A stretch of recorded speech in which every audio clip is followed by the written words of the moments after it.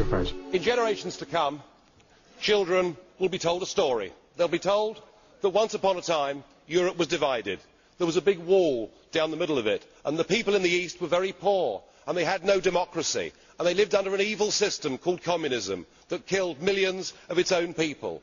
But joy of joys, the wall came down, and we finished up with 27 nations, and those people lived in democracy, and 500 million people lived in peace. But sadly, no, there is more. I promise you there's more.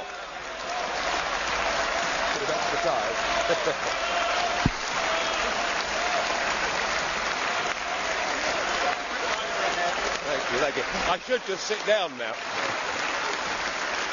Well, I must say, that's the first time I've ever received such applause, and I am tempted, Mr. Verhofstadt, I am tempted to sit down, but if I may, sadly, the story continues, the politicians in charge became very greedy, and they wanted money for themselves, and they wanted power, and so they resorted to lies and deceit, and they staged the most spectacular bureaucratic coup d'etat that the world had ever seen.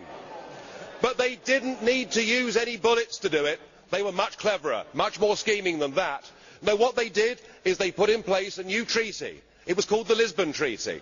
And then they gave 27 people total unlimited power. These were to be the people that made all the laws. Of course, they already had a flag and they already had an anthem, but they went about building a new state.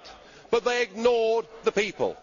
And what they did, whether they knew it or not, is they recreated the very evil system that the people in Eastern Europe had lived under before. But the incredible thing was that many of the new bosses had also worked for that same evil system before. Well, of course, the plan was flawed, and their fanciful monetary scheme collapsed.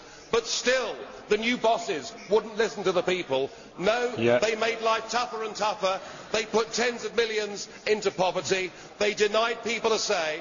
And in the end, those people had to resort to violence to get back their nation states and their democracy. And the moral of the story is they had learnt nothing from history. Members of the European Mr. President. Before you give this Commission power, remember Thank that you, 60 Mr. years President. ago, an iron curtain came down on Europe. Thank you, that now, Mr. President. with this Commission, there is an economic iron fist, and it's being felt in Greece today. We cannot Thank you, build Mr. President. Thank you very much. Thank you, Mr. President. Thank you. Thank you very much.